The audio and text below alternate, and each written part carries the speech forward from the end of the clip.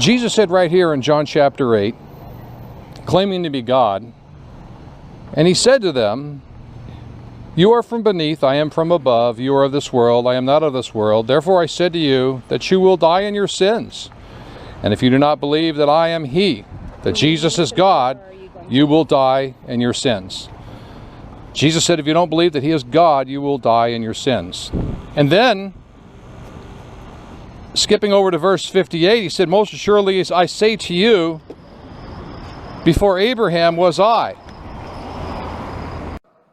And so as you and I send out preachers, and as we preach ourselves, we must send forth preachers who have this towering, transcendent view of God, that God is the sovereign over human history, that history is His story, that He is commanding the nations, He is raising up kings, even reprobate kings, and He is lowering kings, and He is directing the course of human history to its grand crescendo in the Son of God. That's the kind of preacher you want to get behind. That's the kind of preacher you want to support. That's the kind of preacher that you want to send. A God-centered, God-exalting preacher.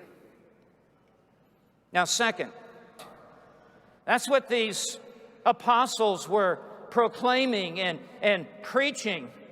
Verse 32, and we preach to you. Please note, they didn't share. They preached. They heralded. They declared. They announced. That's what preachers do. Listen, if you're a barber and you don't cut hair, you're not a barber.